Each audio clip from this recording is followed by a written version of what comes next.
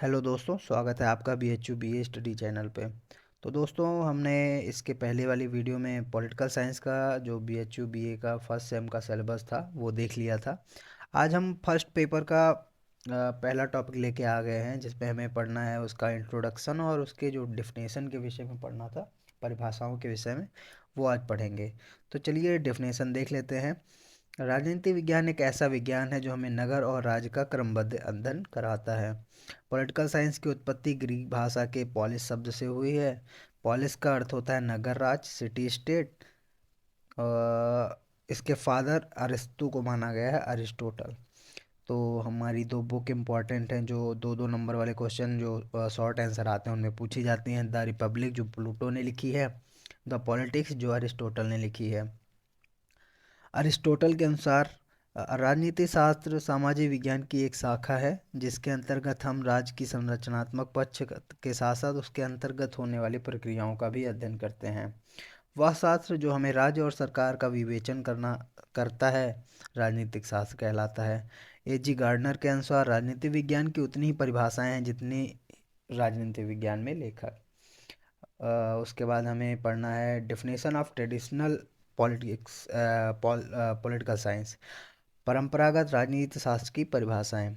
इसके अंतर्गत चार विचारधाराएं आती हैं।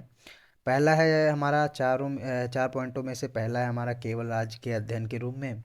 केवल वे लेखक जो राजनीतिक शास्त्र को राज्य का अध्ययन मानते हैं, जिनमें ब्लंसली, गार्नर, गैरिस, गेटल आदि आते हैं।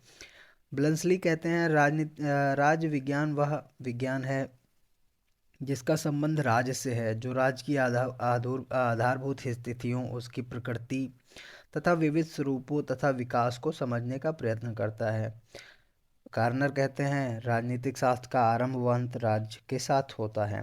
गेटल के अनुसार राजनीतिक शास्त्र राज्य के भूत, भविष्य, वर्तमान के साथ राजनीतिक चिंतन, राजनीतिक सिद्धांत, राजनीतिक दर्शन, राजनीतिक विचारधारा तथा संस्थागत या संरचनात्मक आकार के रूप में अध्ययन कराता है।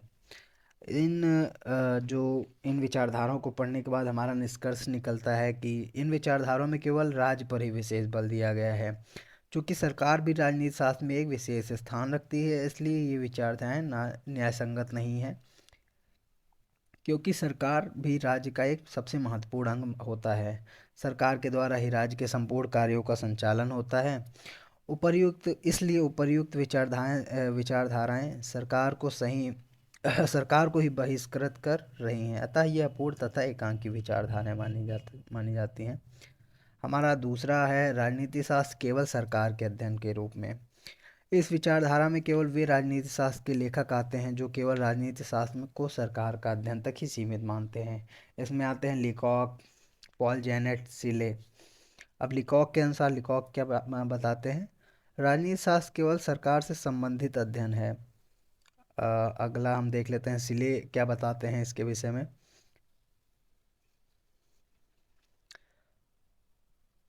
राजनीति विज्ञान शासन संबंधी बातों पर ठीक उसी प्रकार से विचार करता है जिस प्रकार से अर्थशास्त्र संपत्ति पर, जीव विज्ञान जीवन पर, बीजगणित अंकों पर तथा रेखागणित स्थान एवं परिमाण के संबंध में विचार करता है।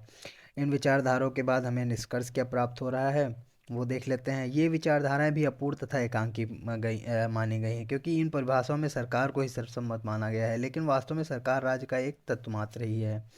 राज्य के बिना सरकार की कल्पना ही नहीं की जा सकती। सरकार राज्य को संचालित करती है, दोनों एक दूसरे के पूरक होते हैं। अगला हमारा तीसरा है राजनीतिक शास्त्र राज्य और सरकार के अध्ययन के रूप में। इस बार दोनों को लिया गया साथ में।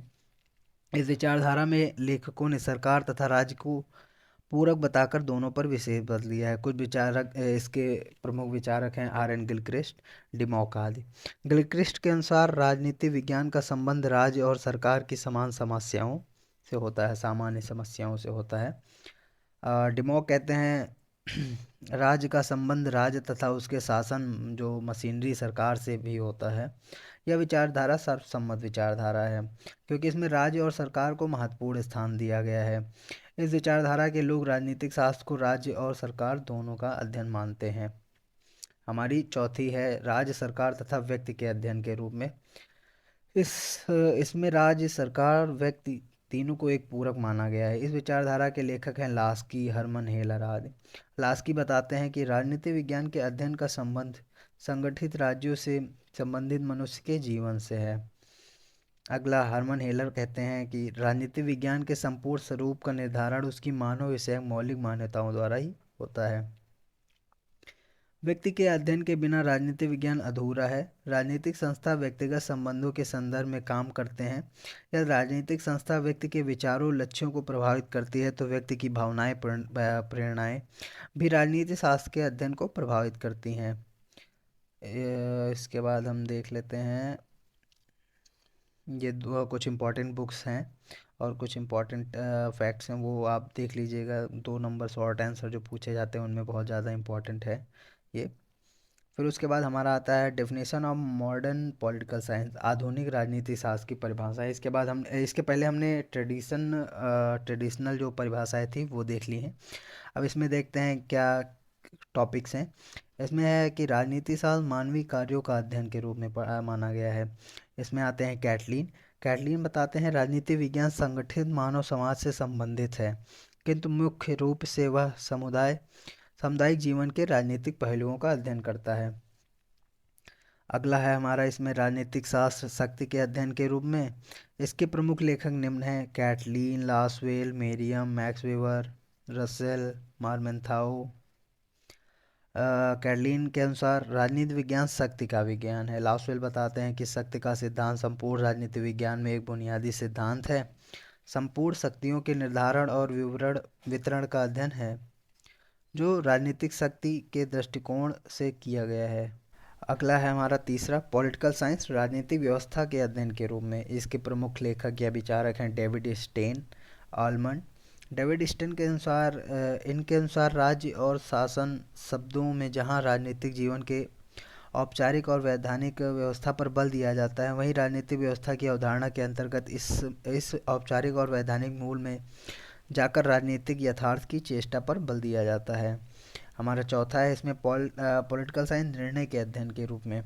कुछ आधुनिक राजनीतिक शास्त्र विचारक राजनीति विज्ञान को निर्णय निर्माण करने वाला विषय मानते हैं, क्योंकि सरकार का मुख्य कार्य निर्णय निर्माण करना है, तो राजनीति शास्त्र को निर्णय लेने की प्रक्रिया का विज्ञान भी कहा जा सकता है। इसके प्रमुख लेखक हर्बर्ट साइमन माने गए हैं। अब इन सारी परिभाषाओं को देखकर हम एक संक्षेप में परिभाषा ऐसी बना सकते हैं: पॉलिटिकल साइंस एक विशाल सामाजिक विज्ञान है जो राज्य और सरकार के सैद्धांतिक और व्यवहारिक अध्ययन के साथ साथ मनुष्य के राजनीतिक, आर्थिक और सामाजिक क्रियाकलापों, कार्यों और प्रभावों और निर्णय लेने की प्रक्रिया का भी अध्ययन होता है। तो आज की वीडियो में हमने उसका इंट्रोडक्शन देख लिया है और उसकी जो डेफिनेशन है, परिभाषाएं, उसके विषय में देख लिया है। तो ये हमारा पहला पार्ट थी, पहली क्लास थी। इसके बाद की क्लास जो दूसरी क्लास होगी उसमें हम नेचर एंड स्कोप के विषय में पढ़ेंगे। तो अगर आपने यहाँ तक वीडियो हमारा देख लिया है तो चैनल को सब्सक्राइब कर लीजिए, वीडियो को लाइक कर दीजिए और अपने दोस्तों के साथ शेयर कर लीजिए। धन्यवाद।